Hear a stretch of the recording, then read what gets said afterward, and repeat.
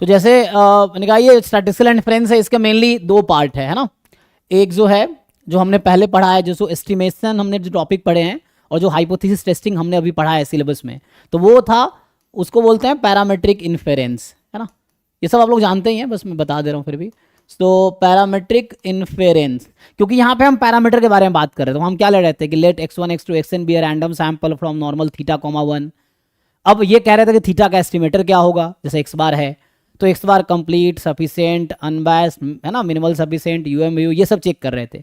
तो वो सारी बातें एक पैरामीट्रिक अराउंड हो रही थी, तो इसलिए वो पैरामीट्रिक इन्फेरेंस है। तो वहाँ पे पैरामीटर के बारे में, पैरामीटर को एस्टिमेट करते हैं। टेस्टिंग में भी क्या था, theta is 1 versus theta is 2, इस टाइप से, या theta is 0 versus theta is not 0। तो उसमें हम लोग पैरामीटर के अराउंड बात कर रहे थे किसी फिक्स डिस्ट्रीब्यूशन के लिए, है ना। मतलब हमने डिस्ट्रीब्यूशन पहले अज्यूम किया कि ये नॉर्मल है, फिर उसमें डिस्ट्रीब्यूशन पैरामीटर के थ्रू डिफाइन होगा। तो पैरामीटर के अराउंड वहाँ पे एस्टिमेशन और टेस्टिंग चल रहा था। So that's why we call it parametric inference, जो हमने पढ़ा है एस्टिमेशन और टेस्टिंग। फिर अभी जो यहाँ पे आएगा, तो जो हम अभी पढ़ेंगे वो है non parametric inference. Non parametric inference, इसमें क्या होगा, हम कभी भी कोई डिस्ट्रीब्यूशन अज्यूम नहीं करेंगे। हम ये नहीं अज्यूम करेंगे कि एक सैंपल लिया नॉर्मल से या पॉइसन से या एक्सपोनेंट से, ये सब अज्यूम नहीं करेंगे। हम बस ये अज्यूम करेंगे कि एक सैंपल लिया जिसका CDF f है। अब f कुछ भी हो सकता है, चाहे कोई भी डिस्ट्रीब्यूशन, हमें उससे मतलब ही नहीं है। तो यहाँ पैरामीटर की बात नहीं होगी, यहाँ पे पैरामीटर की बात नहीं होगी, डिस्ट्रीब्यूशन की बात होगी। मतलब CDF, मान लो CDF की बात होगी कि एक डेटा है तो वो नॉर्मल है कि नहीं है, या यूनिफॉर्म है कि नहीं है, इस तरह से एक्सपोनेंशियल है या नहीं है, ये टेस्ट करना होगा अगर टेस्टिंग में बात करेंगे तो। CDF का एस्टिमेटर है, तो अभी हम पढ़ेंगे एम्पिरिकल डिस्ट्रीब्यूशन फंक्शन, EDF। तो EDF is the estimator of CDF। अब हम पैरामीटर का एस्टिमेशन नहीं बात करेंगे यहाँ पे हम पैरामीटर का एस्टिमेशन ले रहे थे, like x bar is the estimator of theta, तो थीटा इज अ पैरामीटर, तो x बार जो है वो पैरामेट्रिक स्टैटिस्टिक हो गया। अब जो हम बात करेंगे नॉन पैरामेट्रिक स्टैटिस्टिक या नॉन पैरामेट्रिक एस्टिमेटर के बारे में, ये parameter x bar is a parametric estimator, कि वो पैरामीटर को एस्टिमेट कर रहा है। जैसे मैं कहा empirical distribution function is estimator of CDF, किसका CDF, किसी भी डिस्ट्रीब्यूशन का। तो हमें इससे मतलब नहीं किसका CDF है, जस्ट CDF है, वो किसी का भी CDF हो, नो यहाँ पर कोई अजम्पशन नहीं आएगा डिस्ट्रीब्यूशन के बारे में। और जब डिस्ट्रीब्यूशन अज्यूम नहीं करेंगे तो पैरामीटर अज्यूम नहीं करना पड़ेगा, क्योंकि डिस्ट्रीब्यूशन किसके थ्रू डिफाइन होता है, पैरामीटर के थ्रू। जैसे आप नॉर्मल डिस्ट्रीब्यूशन बोलते हैं तो वो म्यू और सिग्मा स्क्वायर के थ्रू डिफाइन होगा, जब एक्सपोनेंशियल बोलेंगे थीटा के थ्रू डिफाइन होगा, जब आप पॉइसन बोल रहे हैं लैम्डा के थ्रू डिफाइन होगा।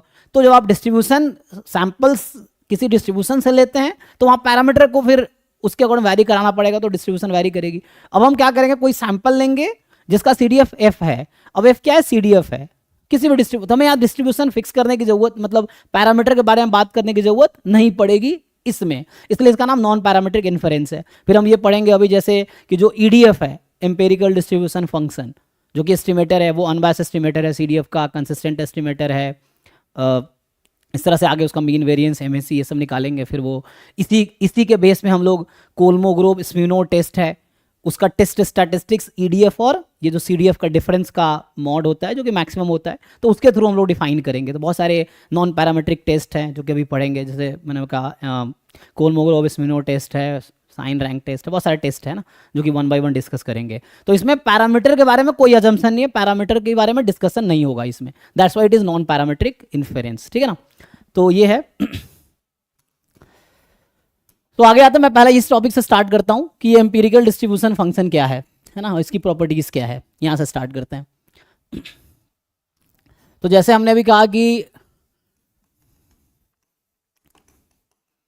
एम्पिरिकल डिस्ट्रीब्यूशन फंक्शन, है ना, शॉर्ट में इसको हम EDF लिखेंगे, कैपिटल EDF लिख सकते हैं आप, ये है। So this is estimator of CDF। CDF को अब हम एक, मतलब unknown quantity, CDF is unknown, तो कुछ भी हो सकता है। पहले पैरामीटर अननोन होता था, अब CDF अननोन है, तो CDF को एस्टिमेट करने के लिए एक एस्टिमेटर होगा जिसको हम EDF बोलेंगे, empirical distribution function. So let x1 x2 xn, this is a random sample from a distribution with CDF f, जहां पे f अननोन है, where f is unknown CDF, ठीक है, ये है। तो यहाँ पे पैरामीटर की बात नहीं हो रही, डिस्ट्रीब्यूशन की बात हो रही है ना। ये है कि यहाँ पे डिस्ट्रीब्यूशन ही अननोन है, कि क्या डिस्ट्रीब्यूशन है पता नहीं, वही बाद में टेस्ट करेंगे कि ये डिस्ट्रीब्यूशन नॉर्मल है या नहीं है, यूनिफॉर्म है या नहीं है, वो टेस्ट करेंगे, जो कि कोलमोग्राफी में बहुत सारे टेस्ट है ऐसे जो कि डिस्ट्रीब्यूशन चेक करता है। उसी को गुडनेस ऑफ फिट टेस्ट भी बोलते हैं, जो टेस्टिंग प्रॉब्लम है। तो उसमें क्या हम लोग इंट्रोड्यूस करते हैं, तो हम लोग इंट्रोड्यूस करते हैं एम्पेरिकल डिस्ट्रीब्यूशन फंक्शन।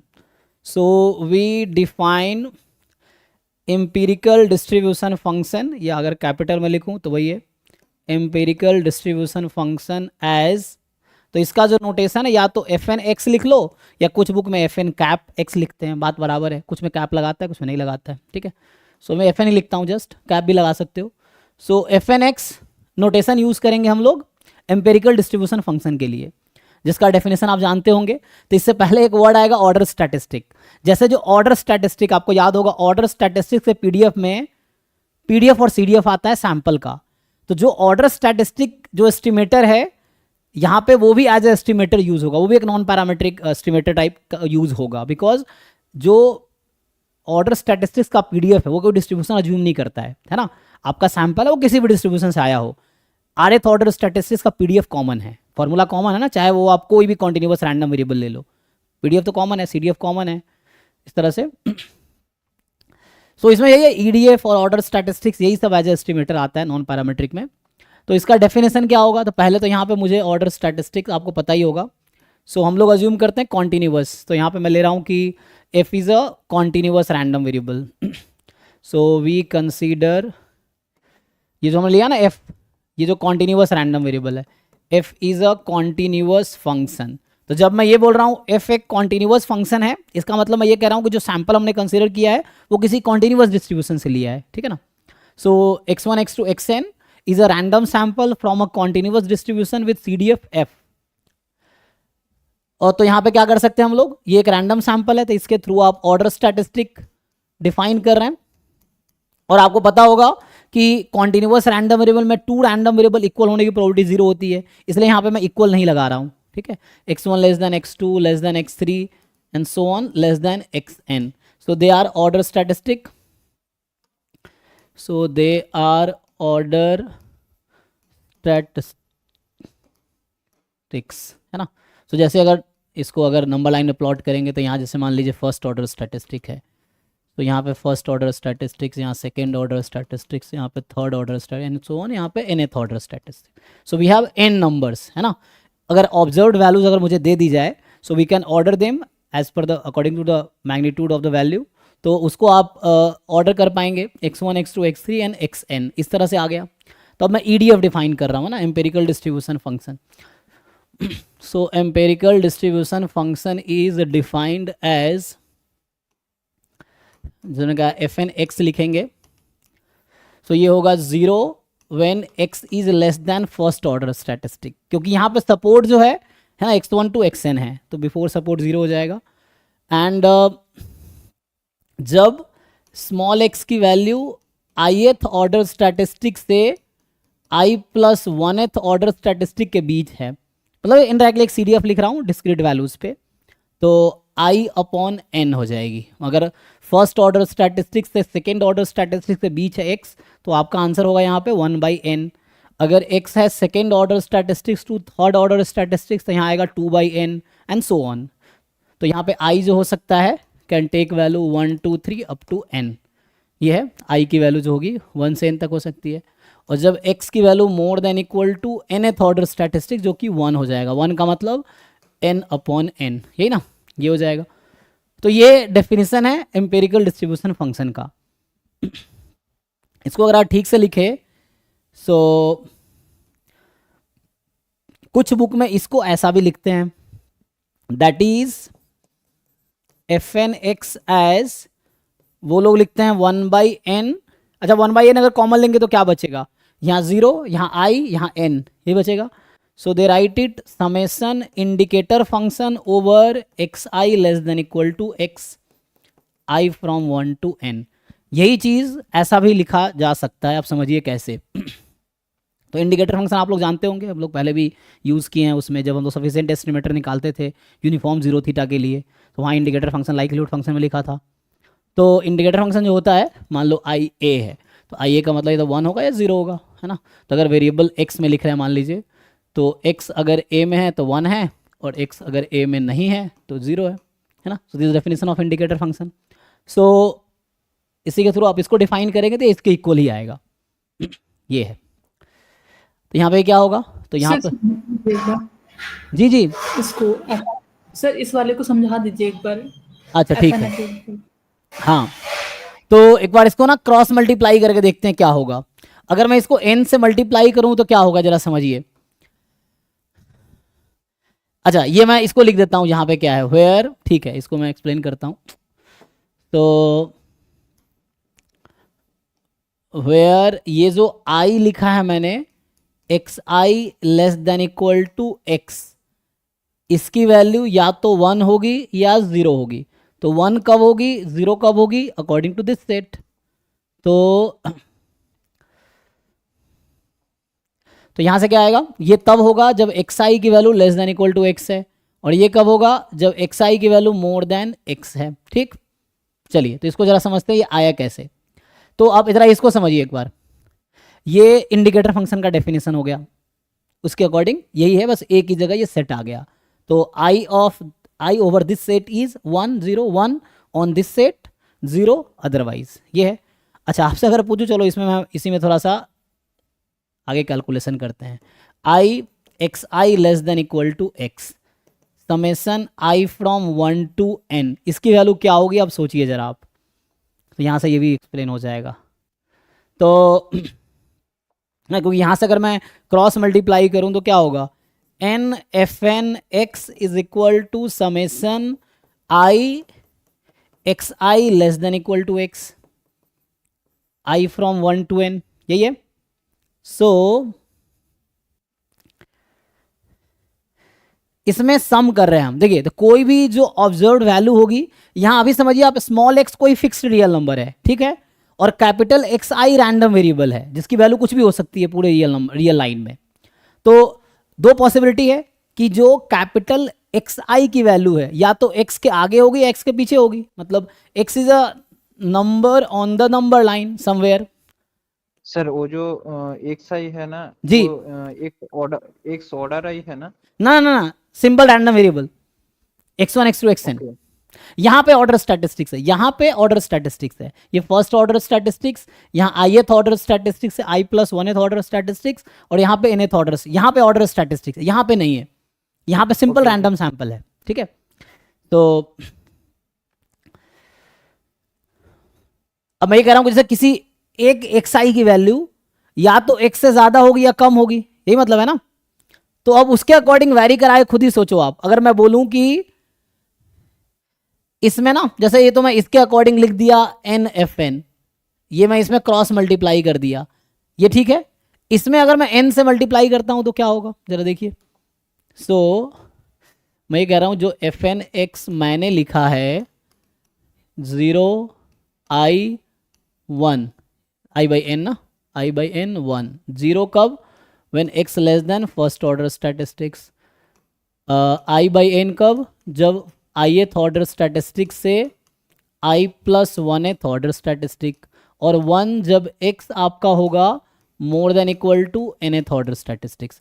यहां से n एफ एन जरा लिख के देखते हैं क्या आएगा। n से मल्टीप्लाई कर देते हैं दोनों side, multiplying both side by n, तो क्या बनेगा ये, सो ये बनेगा 0, क्योंकि n यहाँ 0 में मल्टीप्लाई करें कोई फर्क पड़ेगा नहीं, तो x less than first order statistic, इसको n से मल्टीप्लाई करेंगे ये i रहेगा, जब x की वैल्यू ith ऑर्डर स्टैटिस्टिक और i plus 1th order statistic के बीच होगा, और ये आपका जब मल्टीप्लाई करोगे n से तो ये n हो जाएगा, है ना, क्योंकि n बाई n है ये 1। तो यहाँ x जब मोर देन इक्वल टू है nth ऑर्डर स्टैटिस्टिक, ठीक। अब देखो जरा यहाँ पे क्या हो रहा है। तो जब x की वैल्यू ith ऑर्डर स्टैटिस्टिक्स और i plus 1th order statistic के बीच है तो वैल्यू i है। इसको हम एलेबोरेट भी कर सकते हैं हम लोग, इसको अगर लिखते तो जैसे 0 when x less than first order statistics, 1 when x is between first and second order statistic, 2 when x is between second order statistics and third order statistics, and will keep going until n when x is more than, या जैसे n minus one जब x n minus oneth order statistic से nth order statistic, and ये हो जाएगा जब x more than equal to nth order statistic. अब आप ये इजीली ऑब्जर्व कर पाओगे इसके थ्रू कि ये माइनस इन्फिनिटी है, ये प्लस इन्फिनिटी है, बीच में मान लो यहाँ फर्स्ट ऑर्डर स्टैटिस्टिक्स है, यहाँ सेकेंड ऑर्डर स्टैटिस्टिक है, एंड मान लो यहाँ पे nth ऑर्डर स्टैटिस्टिक है। ठीक, x तो कहीं भी हो सकता है। तो आप खुद सोचो कि मान लो x मेरा यहाँ पे, अभी अज्यूम करते हैं कि x is less than first order statistics, तो वैल्यू कितनी आई? 0। क्यों 0 आई? क्योंकि i की वैल्यू 0 है। अब इससे कनेक्ट करते हैं इसको, तो इसको बस मैं ये दिखाना चाह रहा हूं कि ये चीज वही है जो ये है, बस ये मैं अभी जस्टिफाई करूंगा कि ये वैल्यू, ये वही वैल्यू है समेशन, ये दिस इज द सेम।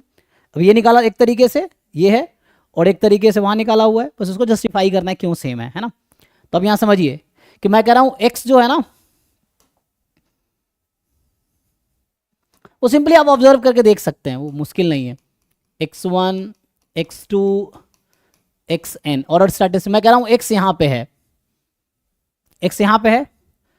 तो अब आप खुद सोचो कि हमने ये लिखा हुआ है कि i इंडिकेटर फंक्शन, i मतलब इंडिकेटर फंक्शन, कुछ जगह 1 भी लिखा रहता है, यही चीज। So xi less than equal to x, या तो 1 होगी या 0 होगी। 1 कब होगी? जब किसी रैंडम वेरिएबल की, नॉट ऑर्डर स्टैटिस्टिक्स, जब किसी रैंडम वेरिएबल की वैल्यू उस x है उससे ज्यादा है, तब जाके 1 रखेंगे इसकी वैल्यू, नहीं तो 0 रखेंगे। तो अब मैं पूछ रहा हूं आपसे कि जैसे हमने x कहां पे लिया है, तो ये तो n रैंडम क्या है, ऑर्डर स्टैटिस्टिक्स है, तो ऑर्डर स्टैटिस्टिक्स उन्हीं में से बनता है जो रैंडम सैंपल है। तो अगर x मेरा यहां पे है, तो मैं पूछता हूं कि इस समेशन की वैल्यू क्या आएगी? आपको क्या लगता है? ये इंडिकेटर फंक्शन का सम ईच टाइम कितना आएगा? मतलब i को 1 रखता हूं एग्जांपल के लिए, x1 less then x, i को 1 रखा, i को 1 रखता हूं, फर्स्ट ऑर्डर रैंडम वेरिएबल की बात कर रहा हूं मैं। So first random variable x1, random variable बोलूंगा तो xi, ऑर्डर स्टैटिस्टिक्स बोलूंगा फर्स्ट ऑर्डर स्टैटिस्टिक्स, तो ब्रैकेट 1 वाला, और जब रैंडम वेरिएबल बोल रहा हूं तो सिंपल x1। ठीक है, तो ये first random variable x1 less then x, इस ग्राफ के अकॉर्डिंग बताओ वैल्यू 0 होगी कि 1 होगी? x1 लेस देन x, क्या लगता है आप लोगों को? 0। Similarly x2 less then x क्या होगा? वो भी 0। x3 लेस देन x, वो भी 0। x4 लेस देन x, क्योंकि दो ही, या तो 1 होगी या 0 होगी। तो आपको ईच रैंडम वेरिएबल के करस्पॉन्डिंग देखना है।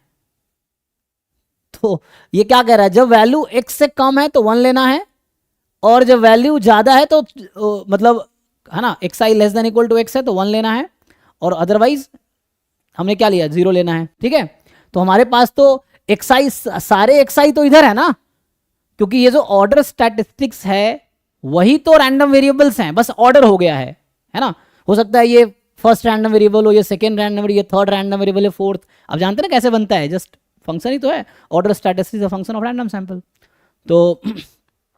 तो each random variable right side में है, तो ईच रैंडम वेरिएबल एक से ज्यादा है तो सबकी वैल्यू 0 हो जाएगी। जब आप सबको ऐड करेंगे तो क्या आ जाएगा? 0 ही आ जाना है। क्यों? क्योंकि मैंने x को फर्स्ट ऑर्डर स्टैटिस्टिक्स के पीछे रखा हुआ है। मैं क्या जस्टिफाई कर रहा हूं? मैं फिर से बोल रहा हूं, मैं ये जस्टिफाई कर रहा हूं कि इसकी वैल्यू वही आएगी जो ये आई हुई है। बस मैं ये प्रूव करूंगा कि ये वही चीज है जो ये है, इक्वल दिखाने के लिए। ठीक है, सेकेंड केस में मैं x को यहां पे लाता हूं, अब इसको हटा देते हैं। अब आप सोचिए, यहां मेरा x है, अभी सपोज, मतलब मैं दूसरा केस ले रहा हूं कि जब x मेरा फर्स्ट ऑर्डर स्टैटिस्टिक और सेकेंड ऑर्डर स्टैटिस्टिक के बीच है।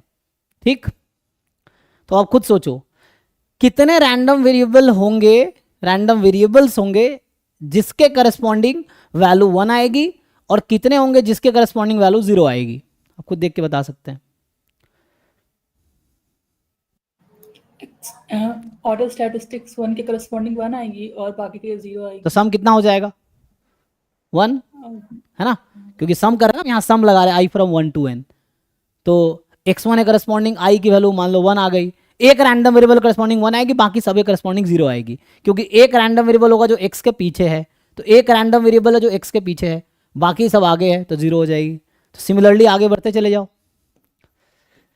ठीक है। तो ये जस्टिफाई हो गया कि कैसे इक्वल है दोनों, ये हो गया। यहाँ क्या आ जाएगा, अब मैं x यहाँ फिक्स कर देता हूँ, थर्ड ऑर्डर स्टैटिस्टिक्स और सेकेंड ऑर्डर स्टैटिस्टिक के बीच। अब आप बता पाएंगे, तो अब आप देखेंगे कि 2i की वैल्यू दो रैंडम वेरिएबल करस्पॉन्डिंग 1 1 आएगी, अब बाकी करस्पॉन्डिंग 0 आएगी, तो सम कितना हो जाएगा 2। तो आपको समझ आ रहा होगा क्या हो रहा है, ठीक है। एंड सिमिलरली n आ जाएगा एट द एंड जब x more than equal to nth order statistic है, ठीक है जी। तो यहां से मैंने क्या बताने की कोशिश किया है कि ये दोनों सेम है, कौन सा है ना, ये वैल्यू हमने वो निकाला, तो मतलब ये और ये सेम है, या मैं इसको मल्टीप्लाई करूं तो यही चीज़ है, या मैं यहाँ बोलूँ आपको कि ये जो मैंने n लिख रखा है ना, ये जो n एफ एन है ये सेम ही है, मतलब जो लिख रहे थे ना n एफ एन एक्स, ये वही है जो X I less than equal to X है, आई फ्रॉम 1 to n, ये मैं अभी जस्टिफाई कर रहा था, ठीक है जी। अब मैं आपसे पूछूं कि what is distribution of this indicator, क्या बोलूं इसको मैं, फंक्शन, वेरिएबल। अभी के लिए मान लो ये रैंडम वेरिएबल है, तो हाँ है ना जी। So i of x I less than equal to x, so अभी के लिए हम मान लेते हैं ये कोई रैंडम वेरिएबल है, इसका कुछ नाम रख दो, चलो मैं सिर्फ आई लिख के चलता हूं, तो अगर सिर्फ आई लिख रहा हूं मतलब ये रैंडम वेरिएबल है ना। सो आई ऑफ आई मान लो, मतलब एक्स आई रैंडम वेरिएबल करस्पॉन्डिंग, तो ये या तो 1 वैल्यू लेगा या 0 लेगा। तो आप जानते हैं कोई भी रैंडम वेरिएबल जिसका सपोर्ट सिर्फ 0 1 है वो बर्नौली ही होगा, और कोई दूसरा नहीं हो सकता। So any random variable which has support 0 1 is Bernoulli, Bernoulli has support 0 1 if and only if, हो गया है ना। So any random variable with support 0 1 is Bernoulli and vice versa, ठीक है। तो ये कब है, X I less than equal to X, और ये कब है, जब X I more than X. तो ये जो आई ऑफ आई लिखा है मैंने, इसका डिस्ट्रीब्यूशन है बर्नौली, मान लेते हैं अभी के लिए P। तो आप बताइए व्हाट इज दैट P, ये P क्या है, Bernoulli P। So what is that P, value probability क्या होगी, probability of success. So what is success, हाँ, तो सक्सेस का मतलब होता है कि ये जो आई ऑफ 1, और ये 1 कब आएगा आपका, जब capital X I less than equal to X, CDF है, और ये P कुछ और नहीं CDF ऑफ x है, और चूंकि x1 x2 x3 xn IID random variable है, सबका CDF सेम ही है, तो कहने का मतलब P is the CDF actually. तो कहने का मतलब ये हो गया कि ये जो रैंडम वेरिएबल्स को आई मैंने नाम रख दिया है, this is actually Bernoulli fx, ठीक। अब इसी का हम समेशन लिया था हमने अभी, मैं एक्चुअली इसका डिस्ट्रीब्यूशन डिराइव कर रहा हूं, किसका, इसका डिस्ट्रीब्यूशन डिराइव कर रहा हूं। तो अभी हमने ये कहा कि this random variable is actually Bernoulli P, where P is the CDF of the sample, है ना, CDF ऑफ द पॉपुलेशन। तो ये है, अब समेशन लगा देते तो आप जानते हैं, और x1 x2 xn they are IID, मतलब इंडिपेंडेंट भी है, तो I1 I2 I3 I4 IN भी इंडिपेंडेंट है। तो इससे क्या समझ आया आपको, इससे हमने ये देखा कि ये जो आई फ्रॉम 1 to n, जो कि एक्चुअली ये है indicator function X I less than equal to X, I from 1 to n, इसका डिस्ट्रीब्यूशन क्या होगा, जो कि एक्चुअली NFN था, है ना, जो कि एक्चुअली NFN है, यही है NFN, इसी को मैंने दिखाया कि NFN है, FN जहाँ पे इंपीरिकल डिस्ट्रीब्यूशन फंक्शन है। तो अच्छा, एक क्वेश्चन से मैं थोड़ा करवाएगी तो आसान रहेगा ना, चलिए ठीक है, क्वेश्चन लिखते हैं, उससे पहले यहाँ तक देख लेते हैं। तो इसका डिस्ट्रीब्यूशन क्या है, क्वेश्चन ये है कि what is distribution of sum of आई।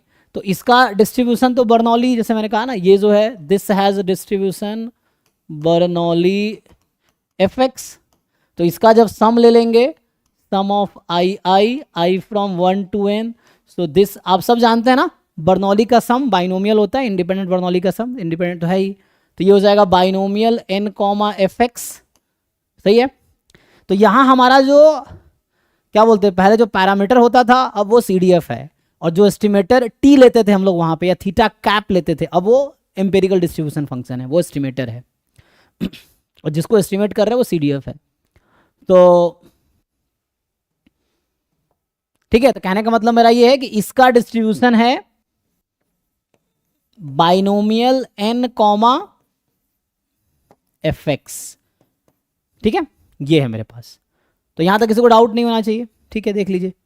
सो हमने ये दिखाया कि fn(x) एम्पेरिकल डिस्ट्रीब्यूशन फंक्शन है किसी रैंडम सैंपल का, मतलब CDF का एक्चुअली, और then n fn(x) will have distribution this. तो इसको एज अ थ्योरम लिख देता हूं मैं।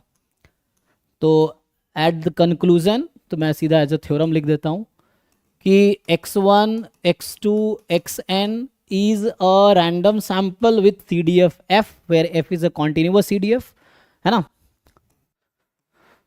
where f is continuous on R, मतलब continuous random variable की बात कर रहे हैं। let fn(x) is empirical distribution function of fx या estimator of fx, then, तो पहला पॉइंट जो हमने अभी कंक्लूड किया है ये कि n fn(x) will have distribution binomial n comma fx। ठीक है जी, तो यहां से आप खुद ही बता सकते हैं, ये एक एस्टिमेटर है fn(x). So what is the expectation of fn(x), है ना, what is the variance of fn(x), calculate कीजिए, आसान है, बताइए।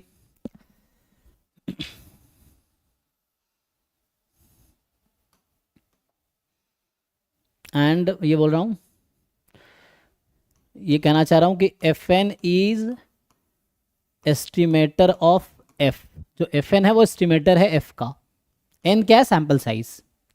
को बताइए जिनको समझ आ रहा है। Fourth, what is the bias of fn(x), ये इजी है, आप इजीली बता पाएंगे। What is the mean square error of fn(x),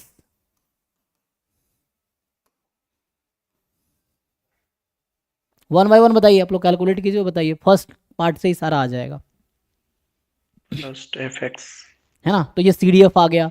तो इससे ये समझ आया कि जो एम्पेरिकल डिस्ट्रीब्यूशन फंक्शन है वो अनबायस्ड एस्टिमेटर है CDF का, है ना। जो एम्पेरिकल डिस्ट्रीब्यूशन फंक्शन है unbiased estimator of CDF। Second क्या आएगा 1/n fx into 1 minus जी, 1/n fx into 1 minus fx, ये आ गया आपका। थर्ड तो पता ही है क्योंकि अनबायस्ड एस्टिमेटर था। तो यहाँ आपका जो पैरामीटर जो हम लेते थे वो अब fx है, और जो एस्टिमेटर है वो fn(x) है। तो सेम जैसे एक्सपेक्टेशन t माइनस थीटा करते हैं ना वहाँ पे, तो यहाँ होगा एक्सपेक्टेशन fn माइनस f, तो fn पे लगेगा, तो ये 0 आ जाएगा। MSE क्या होगा, वेरिएंस के इक्वल आ जाएगा, क्योंकि MSE तो 0 हो गया, तो ये आ जाएगा fn(x) या fn जस्ट लिख लो, यही आ जाएगा 1/n fx into 1 minus fx। एक दो और थ्योरम लिखा देता हूँ, फिर हमारे क्वेश्चन पे चलता हूँ। जैसे एक थ्योरम और कहता है कि ये जो, या इसी पार्ट को कंटिन्यू करूँ, चलो पार्ट में लिख देता हूँ। तो जो 6th पार्ट होगा, 6th पार्ट कहता है कि fn(x) converges almost surely to fx, और चूंकि ऑलमोस्ट श्योरली स्ट्रॉन्ग कंडीशन है, तो this will converge in probability to fx also. And अगर ये प्रोबेबिलिटी में जा रही तो आप जानते हैं कि this will converge in distribution to fx also. ठीक, और सेंट्रल लिमिट थ्योरम भी आप यहाँ लगा पाएंगे, इनटू √n, है ना। ये क्या होगा जी, this will converge in distribution to what, normal 0 fx 1 minus fx, जी, है ना, normal 0 fx into 1 minus fx।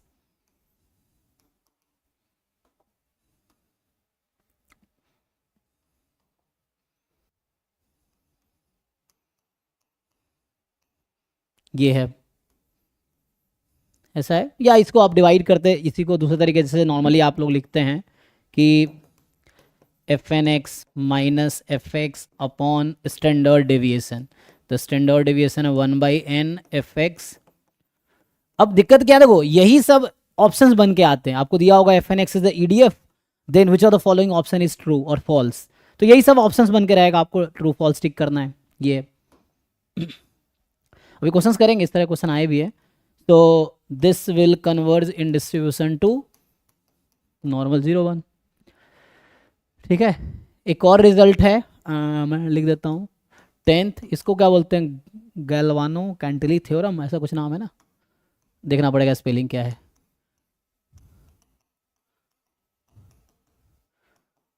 वो ये कहता है कि F N x minus F X का मॉड इंटू रूट एन, ये होता है, this converges almost surely to 0। तो रूट एन क्यों लिया है, बिना रूट एन का भी हो जाएगा, है ना, रूट एन के साथ, बिना रूट एन के साथ, देखता हूँ 1 मिनट।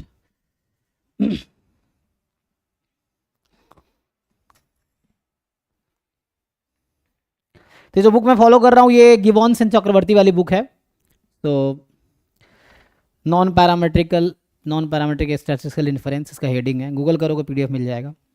तो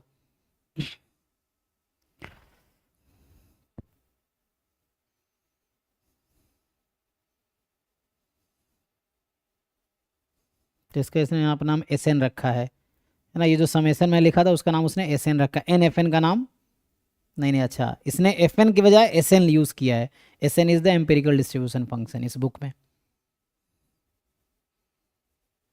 for any real X S N is a consistent estimator of F X. ठीक है,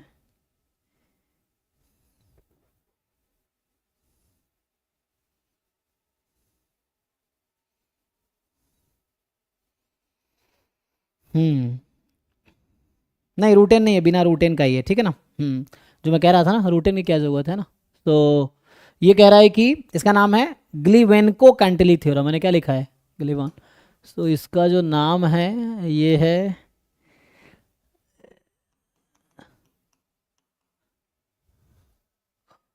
ग्लीवेन्को कैंटिली थ्योरम, है ना। सो ये कहता है कि supremum value of this when x belongs to r F N x minus F X, this converges almost surely to 0, ये converges with probability 1, converges to 0 with probability 1। बाकी ये तो आपने देखा ही सेंट्रल लिमिट थ्योरम वाला।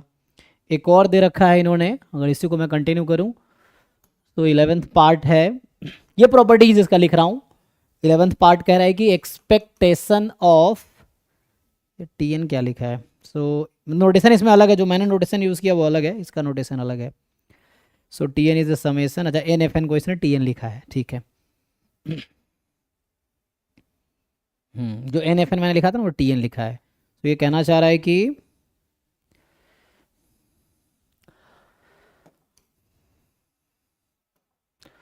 अभी जैसे टी एन एक्स, इसका मतलब है एन एफ एन एक्स, इसने नोटेशन यूज़ किया है ना, और जो टी एन वाई होगा ये क्या होगा, एन एफ एन वाई, ये है टी एन, ये है N F N X, T N Y, N F N Y, ठीक है। नोट जस्ट मैं नया लिख रहा हूँ, तो बता रखा है कि expectation of T N X into T N Y, है ना, जो कि आप अगर दूसरे तरह से लिखेंगे तो मतलब ये अगर मल्टीप्लाई कर दो तो क्या हो जाएगा, एन स्क्वायर, अच्छा F N X into F N Y, यही है ना। तो ये किसके इक्वल है, ये फॉर्मूला कहता है कि ये आपका आएगा, so that is equal to n into c D f plus n into n minus 1, है ना, ये आपको याद रखना पड़ेगा।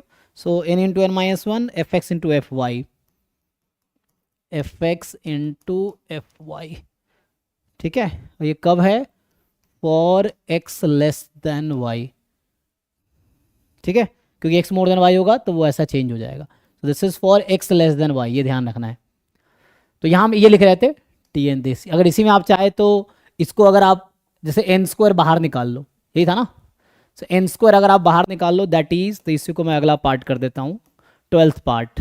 सो what will be expectation of F N X into F N Y क्या हो जाएगा, एन स्क्वायर जस्ट बाहर आकर डिवाइड कर देगा इसको, तो डिवाइड कर देगा तो क्या बनाएगा 1/n F x plus n minus 1/n, नहीं ना यहाँ पे होगा एन स्क्वायर से डिवाइड कर रहे हैं ना हम, क्योंकि ये एन स्क्वायर बाहर आएगा और राइट साइड चला जाएगा, डिवाइड कर देगा इसको, सो डिवाइड कर देगा तो एक n खत्म -1/n जी, n minus 1/n F x into F Y, और ये तब है जब x लेस देन y है। सो ये फॉर्मूला है। अब इससे आप ये भी बता सकते हैं, सो आपसे अगर पूछा जाए अगला 13th पार्ट कि व्हाट इज द को एक्स जी एक्स ग्रेटर देन वाई के क्या होगा? वाई एक्स इंटरचेंज कर दीजिए, सर है ना, इंटरचेंज हो जाएगा जस्ट, क्योंकि x लेस देन वाई, जब आप कह रहे हैं y लेस देन x है तो y को x को y कर दीजिए, हो गया इस तरह से। मतलब यहाँ y आ जाएगा, जो आप कह रहे हैं ना उस केस में कि अगर x मोर देन y होगा तो क्या होगा, तो यहाँ आएगा एफ वाई, यहाँ एफ एक्स एफ वाई तो रहेगा ही, क्योंकि ये तो इंटरचेंज को दिक्कत, यहाँ एफ वाई आ जाएगा, ये है। क्योंकि वही केस हो जाएगा ना, अगर एक्स वाई इंटरचेंज कर देंगे तो वही आ जाएगा जो आप कह रहे हैं y लेस देन x, तो यहाँ y कर दीजिए, हो जाएगा। ओके तो यहाँ से covariance between F N x and F N Y क्या आएगा, जरा बताइए सिंप्लीफाई करके आप लोग। अगर मुझे प्रोडक्ट का पता, अलग अलग एक्सपेक्टेशन पता ही है कि एफ एन एक्स का जो एक्सपेक्टेशन है एफ एक्स है, एफ एन वाई का एक्सपेक्टेशन एफ वाई है, तो कोवेरिएंस क्या आएगा, सिंप्लीफाई करके बताइए इस फॉर्मूले को यूज करके। सो what is the covariance between F N x and F N Y?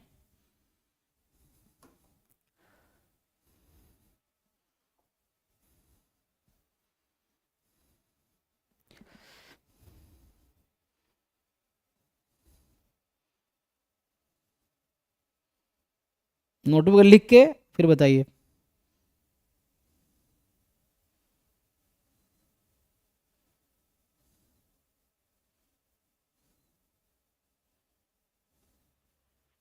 Yes sir 1/n F X minus 1/n F x into F Y. अच्छा एफ एक्स इंटू एफ, बाकी लोग वेरीफाई कीजिए क्या आपका भी यही आ रहा है क्या। सिंपल है, क्योंकि जस्ट घटाना क्या है, ये तो रहेगा ही, this minus e f n, e f n s e f N y, तो ई एफ एन मतलब क्या, एफ एक्स एफ वाई घटाएगा बस, एफ एक्स एफ वाई घटा देंगे, so f x F y घट जाएगा बस। अच्छा तो यहाँ पे जस्ट -1 हो जाएगा, तो n माइनस 1/n -1, तो -1/n हो गया, ठीक है, हाँ तो ईजी हो जाएगा, ठीक है यहाँ तक। तो अभी हमने बस आपको डिफाइन किया कि एम्पिरिकल डिस्ट्रीब्यूशन फंक्शन होता क्या है, और उसके हमने 13 प्रॉपर्टीज लिखे हैं, ये 13 था ना, सो ये प्रॉपर्टीज हमने यहाँ पे लिखा है इसका जस्ट। यहाँ भी x लेस देन y होगा ना? हाँ जी जी जी, ये x लेस देन y के लिए है, वरना वो फिर चेंज हो जाएगा, क्योंकि हमने इसको यूज़ किया ना, तो for x less than y, मतलब y लेस देन x होगा, फिर से यहाँ y आ जाएगा, यहाँ वही रहेगा, बस y आ जाएगा। अगर जब हम लिखेंगे कि x मोर देन y पे क्या होगा, तो यहाँ y आ जाएगा, F Y F x F Y, बस x y इंटरचेंज कर देंगे।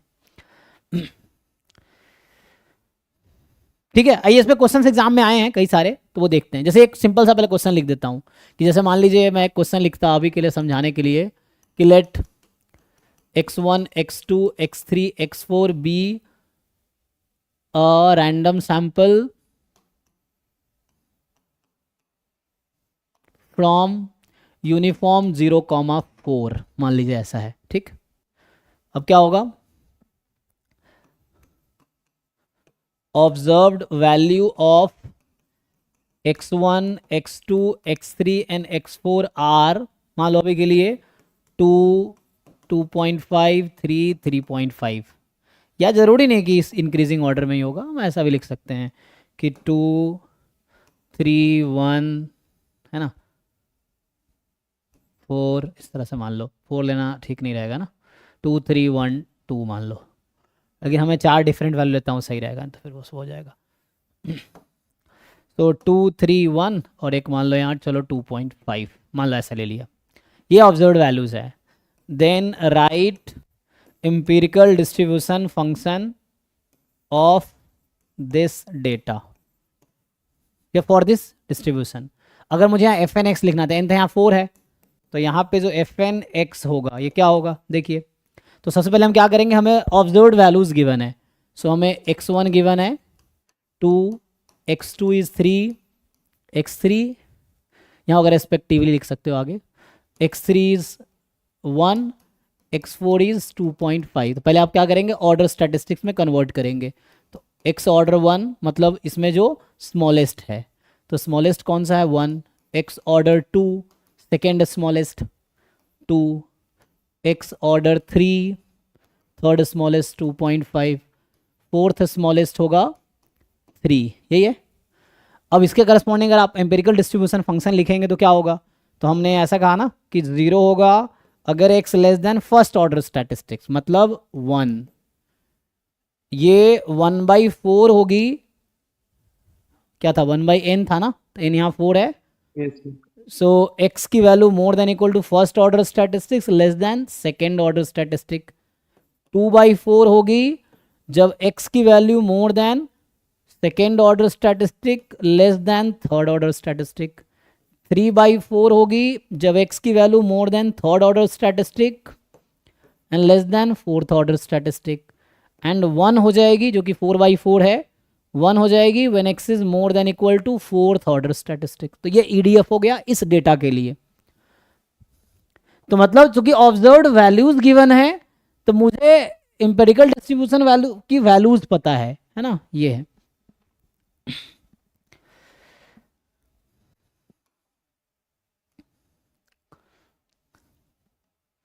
ये इसकी ज़रूरत पड़ेगी अभी कोलमोग्राम स्पिनो टेस्ट में, इसकी ज़रूरत पड़ेगी ना, तो उसमें ये ज़रूरत पड़ती है। तो ये लिख दिया। और क्वेश्चन बहुत सारे एग्जाम में आए होंगे, अगर एग्जाम के क्वेश्चन मैं आपको दिखाऊं तो अच्छा, उसके लिए मुझे यहाँ पे तो ड्राइव मैंने ओपन कर नहीं रखा है, तो मैं इसमें ओपन करता हूँ 1 मिनट। अभी हमने बस ये पार्ट डिस्कस किया, मैं असाइनमेंट ओपन करता हूँ, फिर आपको पता चलेगा कि कैसे कैसे क्वेश्चन आए हैं।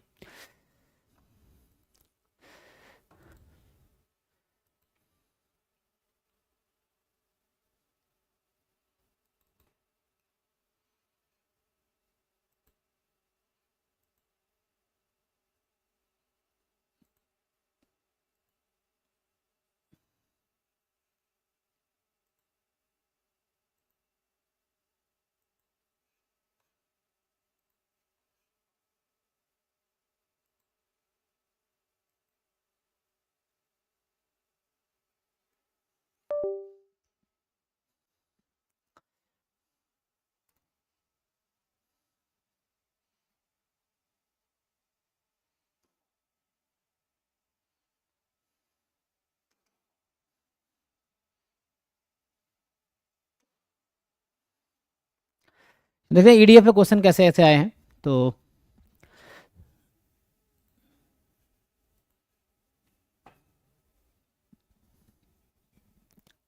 ये तो chi square non parametric test का है, उस पर आते हैं।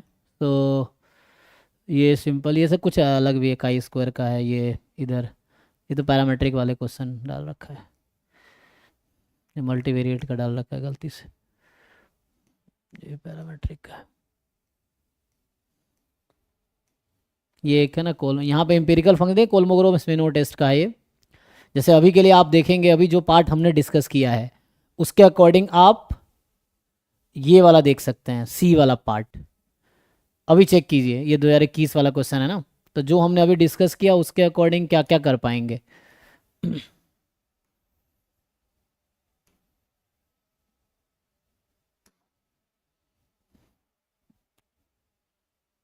अभी हमने जो पार्ट डिस्कस किया है ये तो मैंने एज अ थ्योरम लिखा है, ये जो लिखा हुआ है ना इनडायरेक्टली, ये वही स्टेटमेंट है जो मैंने अभी लिखा था कि मैक्सिमम ऑफ या supremum of x belongs to R fn x minus F x mod converges almost surely to. कहने का मतलब ये है कि जो ए पार्ट लिखा हुआ है ना, ये उसका स्टेटमेंट है, जो ग्लिवेनको कैंटेली थ्योरम है उसका स्टेटमेंट है। ये लिखा था ना, converges to 0 almost surely, almost surely मतलब विथ प्रोबेबिलिटी 1। तो ये this is the almost surely convergence definition. हाँ, जो लिखा हुआ है ना, हाँ exactly, this is definition of almost sure convergence. यही था ना ऑलमोस्ट श्योर कन्वर्जेंस में कि लिमिट 1 हो जाएगी, तो यही तो लिख रहा है कि ये एन सेम है। तो पूछा गया है x n be as sequence of IID random variable having common distribution function this, जहाँ एफ एक्स जीरो है, x less than A, F x between zero and one follow F x one more than equal to B, मतलब support A से B है इसका, जिस भी C D F है। S n x be the empirical distribution function, तो जो notation मैंने एफ एन एक्स आपको लिखाए हैं इस क्वेश्चन में वो नोटेशन एस एन एक्स है, और ये एस एन एक्स ही एक्चुअली उस बुक में है, जो मैं बुक का नाम बताया गिबॉन्सन चक्रवर्ती की जो बुक है नॉन पैरामेट्रिक इन्फेरेंस, उसमें यही नोटेशन है एस एन वाला जो कि क्वेश्चन में यूज हुआ है। तो एस एन एक्स यूज किया है, बोला s n x empirical distribution function है based on at x based on this sample which of the following is not true, कौन सा ट्रू नहीं है। तो ये तो ग्लिवेनको कैंटिली थ्योरम है पहला स्टेटमेंट, तो ट्रू स्टेटमेंट है, this is true statement. Second वाला देखिए ध्यान से, ये वही है जो मैं अभी लिखा रहा था आपको कि F N x central limit theorem, ठीक है। So f N x minus F x upon क्या था, रूट अंडर एफ एन, अच्छा यहाँ पे एफ एन है तो भी कोई दिक्कत नहीं है क्योंकि लिमिटिंग वैल्यू इसकी कितनी होती है एफ एन एक्स की, एफ ही तो है, converges in probability to this, converges in distribution to this, तो कोई दिक्कत नहीं है। ये कुछ ऐसा लिखा है F N x one minus F N x upon n, ये जो बाहर रूट है ना वो यहाँ आ गया, तो ये कहना चाह रहा है this converges in distribution to normal 0 1, ये सेंट्रल लिमिट थ्योरम का ये स्टेटमेंट लिखा है। तो यस इसकी लिमिटिंग वैल्यू जो होगी वो यही होगी, तो दिस इज ओके, ये दिस इज नॉर्मल 0 1।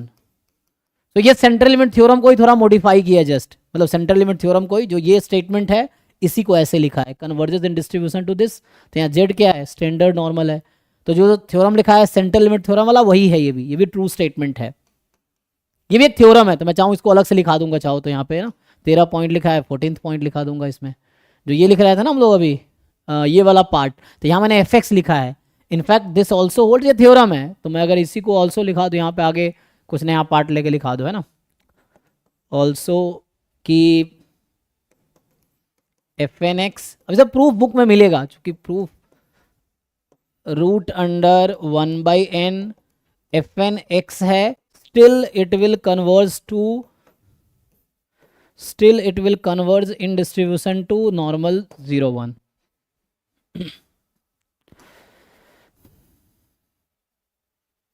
मतलब ये थ्योरम के स्टेटमेंट, ये जो क्वेश्चन है सीधा सीधा थ्योरम का स्टेटमेंट उठा के उन्होंने ऑप्शंस बना दिए हैं जिन्होंने पेपर बनाए हैं ना बुक के, ये ग्लिवेनको कैंटिली थ्योरम में सेंट्रल लिमिट थ्योरम में फिट किया है उसको।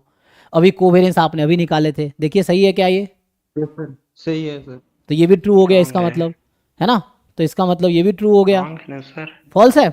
देखिए यहाँ पे अगर x less than y define नहीं किया है वहाँ पे। अच्छा अच्छा हाँ, तो इसको अगर आप लेफ्ट कॉमन लेंगे तो क्या आएगा, एफ एन एक्स, अगर हाफ है ना 1/n कॉमन लेंगे F x 1 minus F y, okay okay, इसका मतलब है कि एक्स लेस देन वाई के लिए था ये, यहाँ पे क्या है, अच्छा इन्होंने लिखा नहीं है, हाँ इन्होंने तो कहा नहीं कि एक्स लेस देन वाई है,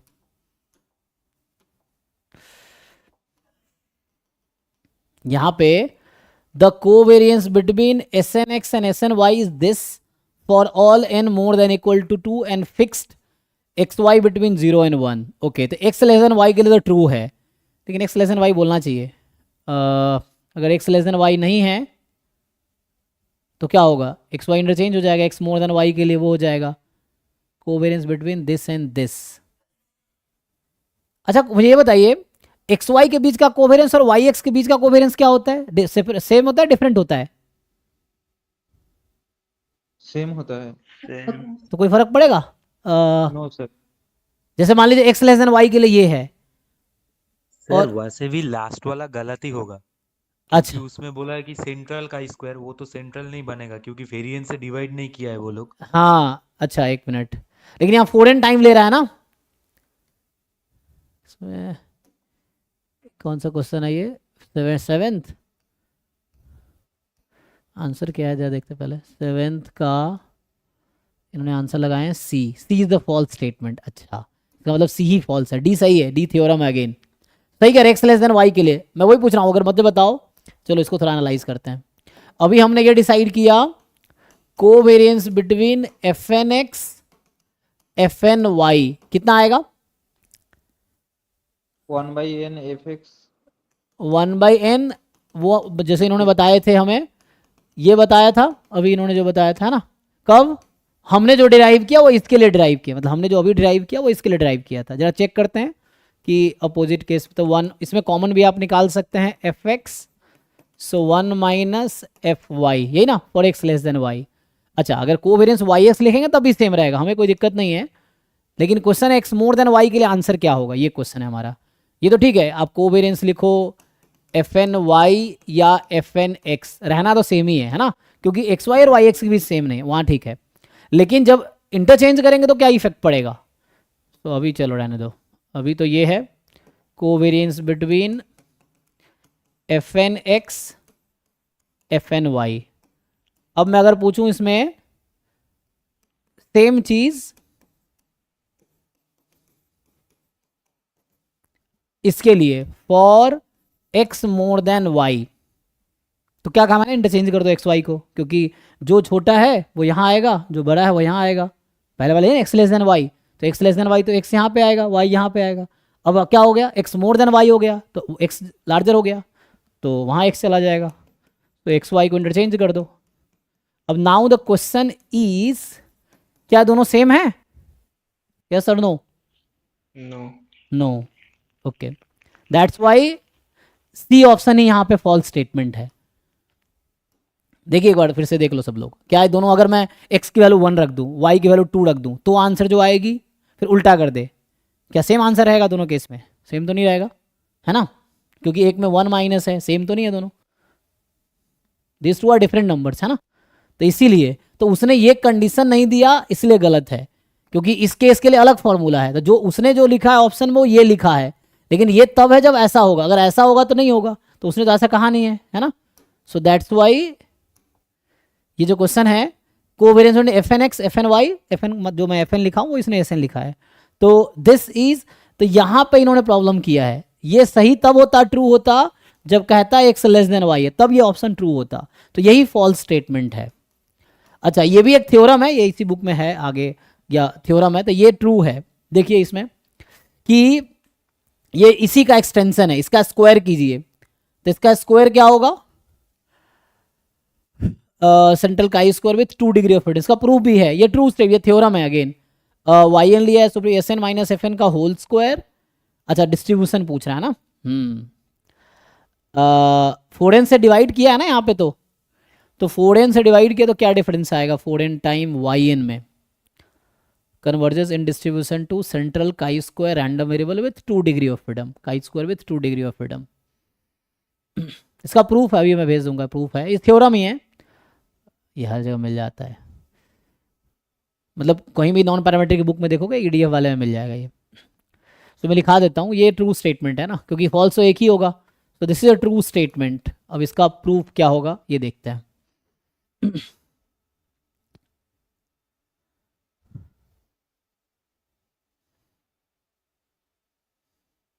क्योंकि यहाँ सुप्रीमम लगा दिया ना, मैक्सिमम कर दिया, सो x इंटू 1 माइनस एक्स, देखो मैं ये कह रहा हूं कि हमने क्या पढ़े अभी कि F N x minus F x upon root under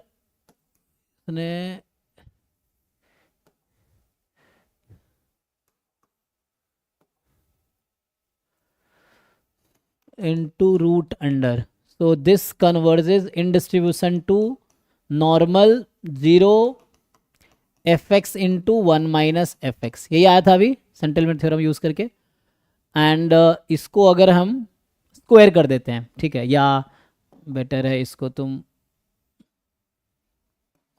यहाँ पे 1 करेंगे, तो यहाँ पे हमें ये सिंपल वे में नहीं आएगा, इसका प्रूफ है, लिखना पड़ेगा। तो अगर स्क्वायर अभी करेंगे तो क्या होगा, लेकिन यहाँ पे उन्होंने एक और टर्म आगे सुप्रीमम लगाया है ना, यहाँ पे सुप्रीमम लगा रखा है, देखो ये ऐसे ऑर्डिनरी सुप्रीमम टर्म लगा रखा है, y n supremum of S n x minus F x whole square where x belongs to R, उस पर सुप्रीमम वैल्यू है, and then y n 4n y n converges in distribution to central chi square with 2 degree of freedom. तो इसका general statement क्या है, ठीक है, देखता हूँ, जनरल लिखाता हूँ।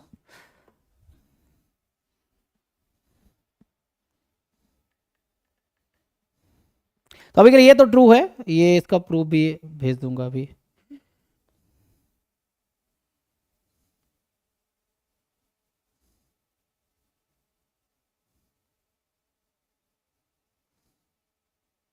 आई थिंक इसके एक साइज में है ये, है ना, इसी बुक के ये क्वेश्चन।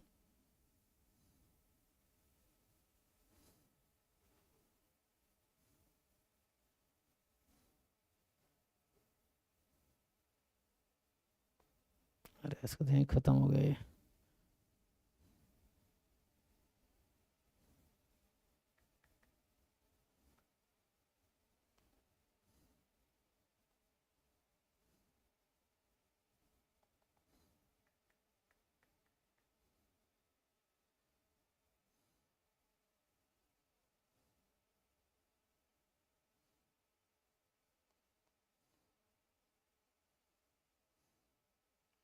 तो अभी के तो लिख लो ऐसे ही एज अ थ्योरम, इसका मैं भेजता हूँ जनरल स्टेटमेंट्स का, देखना पड़ेगा अभी।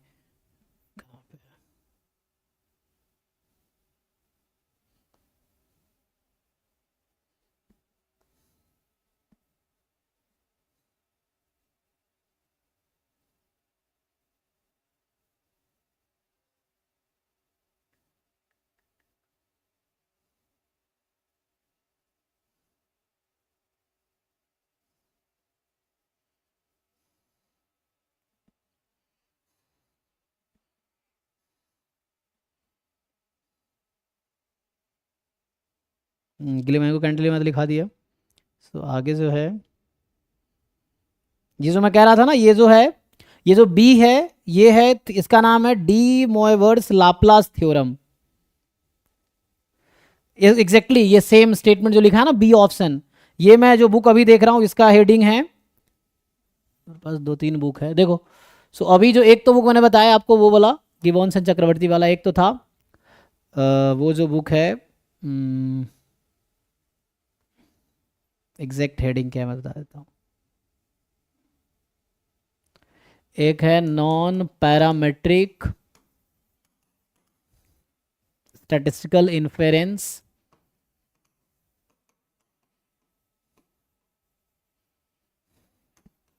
बाय जे डी गिबॉन्स, है ना, एंड दूसरा है, एंड साथ में एस चक्रवर्ती, 2 ऑथर है एस चक्रवर्ती।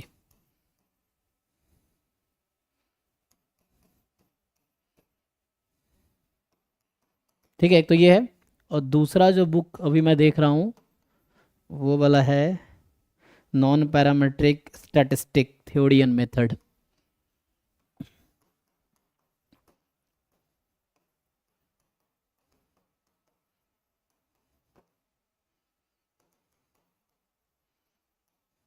ये सब गूगल करने पे मिल जाएगा। इसका ऑथर है देश पांडे एंड निम्बालकर, ईसा देवान। ओह तो आई थिंक देश पांडे सर वहाँ थे पुणे यूनिवर्सिटी में, नहीं अभी मैं पुणे गया था ना कुछ दिन पहले मिला था, और ईसा देवान ISI दिल्ली में है। तो नॉन पैरामेट्रिक स्टैटिस्टिकल इन्फेरेंस, है ना, स्टैटिस्टिक्स थ्योरी एंड मेथड, इसके जो ऑथर है वही जे वी देश पांडे, दूसरा है UN निम्बालकर,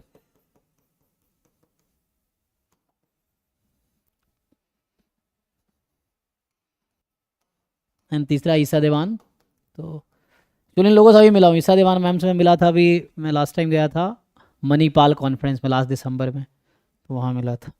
तो ईसा देवान, हाँ वहाँ का तो वीडियो भी पड़ा हुआ है, प्रेजेंटेशन का होगा उस पर, है ना। उनका एक स्टूडेंट है, ईसा देवान मैम का ही स्टूडेंट है, वो क्या नाम है उनका, सुधीश कुमार चक्रवर्ती, जो ISI दिल्ली में है। मैं उनका नाम अक्सर लेता रहता हूँ, सुधीर, इनका ही स्टूडेंट है ईसा देवान मैम का। उन्होंने सेंट्रल यूनिवर्सिटी ऑफ जो कोचीन है वहाँ से PhD करके वो ISI चेन्नई में प्रोफेसर हैं, और साथ में वो IIT तिरुपति में भी प्रोफेसर हैं। सुधीश कुमार कटुमनी, तुम गूगल करोगे मिल जाएगा, ठीक है। और ये वो जो बुक है first course in probability theory by SM Ross, उसके को ऑथर भी हैं, अभी जो न्यू एडिशन आया उसके वो को ऑथर हैं सुदेश कुमार कटुमनिल। एनीवे तो तो मैं इसमें जो है ना ये थ्योरम डायरेक्ट लिखा हुआ है, जो ऑप्शंस है ना ये डायरेक्ट ये थ्योरम है, उसका नाम उन्होंने दिया है, 7th का ऑप्शन था ना ये वाला। तो ये जो है इसका डायरेक्ट थ्योरम इन्होंने दे रखा है इसमें इस वाले बुक में।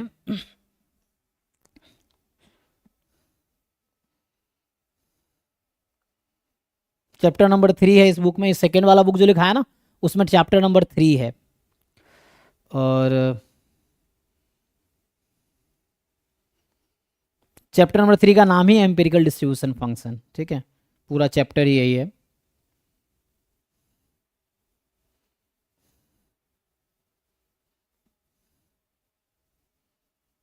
तो ग्लिवेंको कैंटिली लेमा बता ही दिया, डायरेक्टली वही स्टेटमेंट है। एंड दूसरा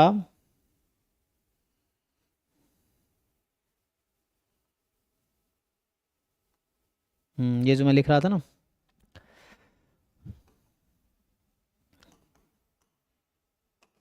ये जो है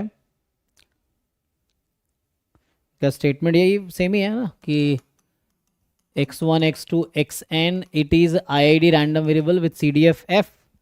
तो पहला fnx एम्पिरिकल डिस्ट्रीब्यूशन फंक्शन है, तो पहला जो कि मैं लिखा वो रिपीट ही कर रहा हूँ, ग्लिवेंको कैंटिली थ्योरम, तो मैं उस फॉर्म में जिसमें लिखा इन्होंने। सो ये जो था रिपीट कर रहा हूँ जस्ट, तो जो इनका स्टेटमेंट है कि probability limit n tends to infinity supremum over x belongs to R mod of fnx minus fx, this value is 0 with probability 1। इसी को मैं दूसरे तरीके से वहां लिखा था कि this value converges in almost surely to 0, उसी का डेफिनेशन लिखा है ऑलमोस्ट श्योर कन्वर्जेंस का, है ना, ये ऑलमोस्ट श्योर कन्वर्जेंस का ही तो डेफिनेशन है, दैट इज वही चीज़ है कि supremum value x belongs to R mod fnx minus fx converges almost surely to 0, इसी का डेफिनेशन है। ये तो हो गया अगेन। इसी का दूसरा पार्ट जो लिख रहा हूं मैं, इसका नाम इन्होंने दिया है डी मोएवर लाप्लास थ्योरम। ये गूगल से डाउनलोड कर सकते हो, मैं बुक से ही लिख के देख रहा हूं, तुम भी देख सकते हो।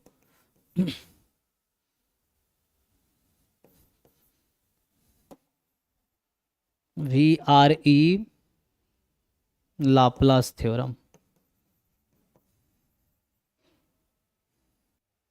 अच्छा, फ्रॉम दिस फॉलोज, तो मैं इस थ्योरम से डायरेक्टली आ जाता है दिस राइटिंग, तो मैं क्या ही लिखूं, रहने दो, सीधा सीधा सेकेंड पार्ट लिख लो, उससे ही आ जाएगा ना। ये लिखना है, कोई दिक्कत नहीं है। सो यहाँ पे जो है के हेल्प से यू विल हैव, इन्होंने डायरेक्टली वही स्टेटमेंट लिखा है। अगर मैं रूट एन कॉमन ले लूँ तो इन्होंने लिखा है fnx माइनस fx और अपॉन में इंटू रूट एन और रूट में fnx into 1 minus fnx। This converges in distribution to normal 0 1, ठीक है, वही स्टेटमेंट है। सो यही दोनों स्टेटमेंट जो है ना वो दो ऑप्शन है, पहला ऑप्शन ये है, दूसरा ऑप्शन ये है उस क्वेश्चन का, जो 7th क्वेश्चन था हमारा। सर डिनोमिनेटर में शायद सर fx होगा। नहीं fnx है, fx होगा तो सेंट्रल लिमिट थ्योरम हो जाएगा वो, ये सेंट्रल लिमिट थ्योरम नहीं है, मतलब वो बाद में आ जाता है प्रूफ उससे, ये अलग है, ये fnx है, मैं fnx बोल रहा हूँ इंटेंशनली, है ना। जिनको देखना हो पेज नंबर 42 इस बुक में है। बट सर लिमिट लगाना होगा ना। हाँ, लिमिट नहीं लगाया ना, कन्वर्जेंस इन डिस्ट्रीब्यूशन तो हो गया ना, as n tends to infinity, जी लिमिट लगाया ना। ये लगाने का क्या मतलब, डेफिनेशन पता है ना आपको इसका, कन्वर्जेंस इन डिस्ट्रीब्यूशन का डेफिनेशन क्या है। Yes sir, fnx limiting. तो लिमिट लगाते हैं, वही तो कह रहे हैं हम, तो इसका जो लिमिटिंग डिस्ट्रीब्यूशन है वो ये हो जाएगा, तो वो लिमिट तो उसी डेफिनेशन में आ जाएगा ना। आप इसी को दूसरे तरीके से लिखेंगे तो वही जो आप कह रहे हैं वो सेम ही चीज़ है ना, ये लिखना है सेम ही है। ये लिखना, that is limit n tends to infinity probability, option में कैसे लिखा है इन्होंने, यही है ना, यही चीज़ है, लिमिट प्रोबेबिलिटी दिस को टी है, मान लो T converges in distribution to Z, तो डेफिनेशन क्या कहता है कि CDF ऑफ दिस टी, मैं जस्ट डेफिनेशन लिख रहा हूं कन्वर्जेंस इन डिस्ट्रीब्यूशन का, तो ये कहता है कि दिस माइनस दिस अपॉन, यहां fnx है, ठीक है ना, fx होगा तब भी ये रिजल्ट ट्रू है, यहां fn की जगह fx है तब भी ये रिजल्ट ट्रू है, तो वो result directly central limit theorem से आ जाएगा, ये डायरेक्टली नहीं आ रहा, पहले इसका लिमिटिंग डिस्ट्रीब्यूशन निकल रहा है, बाद में उस पे जा रहा है, ये चीज है, दोनों रिजल्ट ओके है, ठीक है ना। बाकी रेफरेंस के लिए मैं कह रहा हूं जिनको देखना है, तो जो सेकंड बुक का मैंने नाम लिखा है गूगल पे टाइप करो, PDF आ जाएगा, पेज नंबर 42 के बॉटम में है, ये जो पहला स्टेटमेंट है 42 पेज के टॉप पे है, दूसरा स्टेटमेंट पेज 42 के बॉटम में है इस बुक में, ठीक है। तो FN के साथ भी है, FX यहाँ F लिखेंगे तब भी है, FN के लिए भी दोनों रिजल्ट है।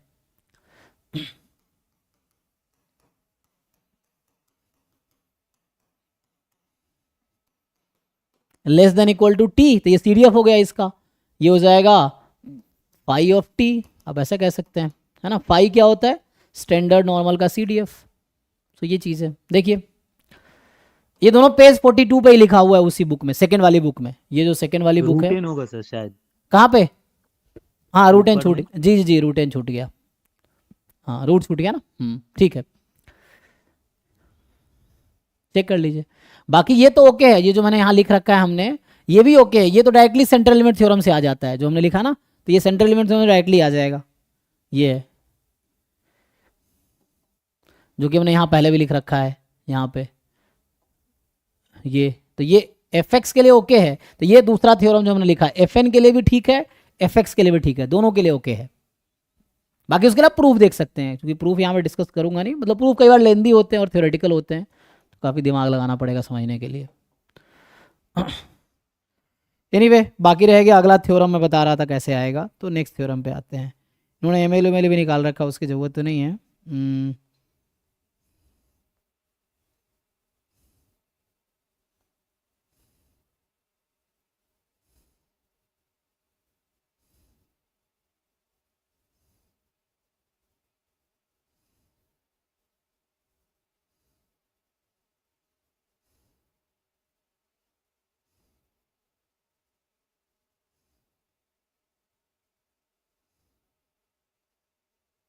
चलो अभी के लिए थ्योरम लिख लो।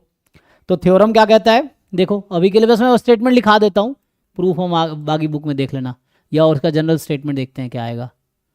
तो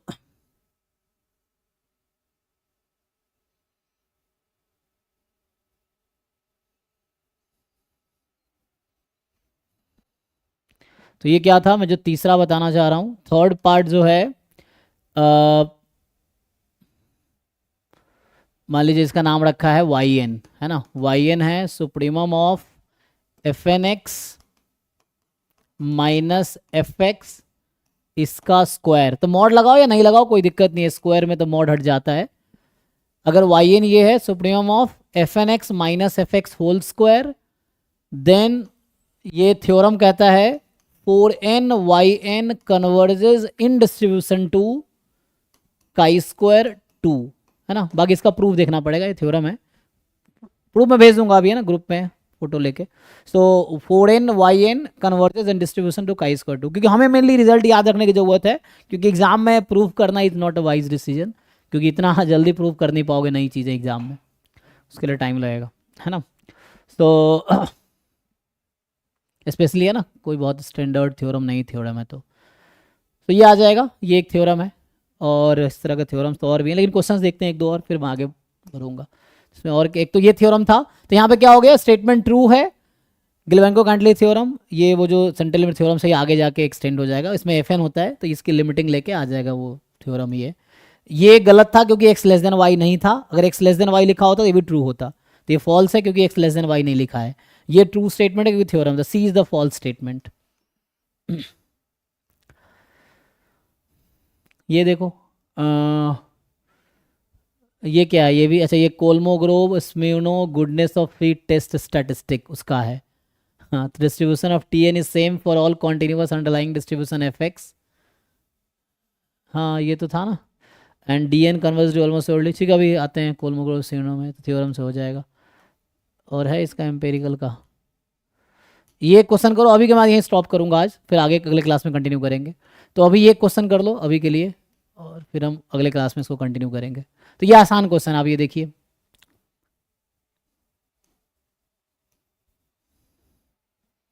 ये कह रहा है कि x1 x2 x8 है ना, B a random sample from distribution with PDF this है ना।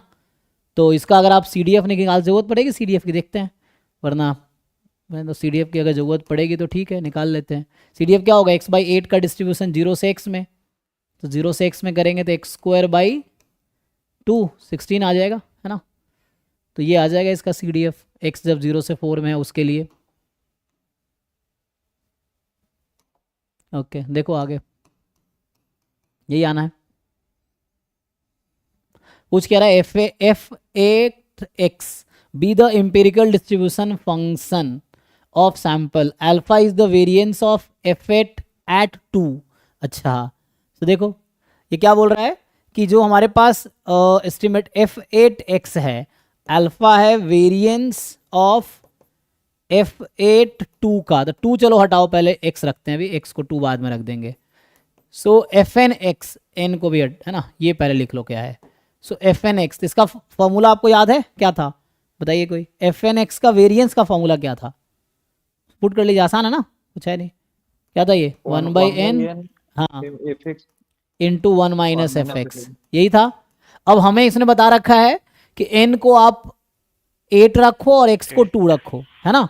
तो इसमें आप n को 8 रखिए और x को 2 रखिए। 128 आ रहा है। अच्छा आ गया, ठीक है। सो 1/n तो 8 ही है सैंपल साइज, n को 8 रखना है, और f2 1 माइनस f2, इसने खुद ही कहा है कि x को आप 2 रखो और n को 8 रखो, ये क्वेश्चन बोल रखा है ना, क्यों f8 2 है ना वेरिएंस ऑफ, तो ये आ गया। और f2 क्या आएगा, यहाँ से fx मैंने अभी निकाल लिया है, तो fx cdf निकाल लिए, pdf था तो pdf से cdf आ गया, पुट कर लीजिए। तो यहाँ से 1/8 f2 की वैल्यू होगी 4/16 एंड 1 माइनस f2 1/4/16, यही है, पुट कर लीजिए। तो कितना आया, 1/128, ये कितना आता है 3/128। और आपसे यही पूछ लिया है कि 128 अल्फा बताओ, तो आ गया answer. So 128 alpha is equal to 3, this is answer for this question. जिनको डाउट है बताइए। तो simple variance of EDF empirical distribution function पे ये क्वेश्चन था।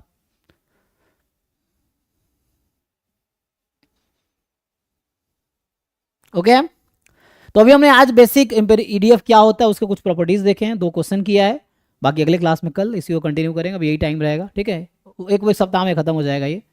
तो बाकी अभी डाउट क्लास कंटिन्यू करेंगे, तो बाकी लोग जा सकते हैं। Thank you.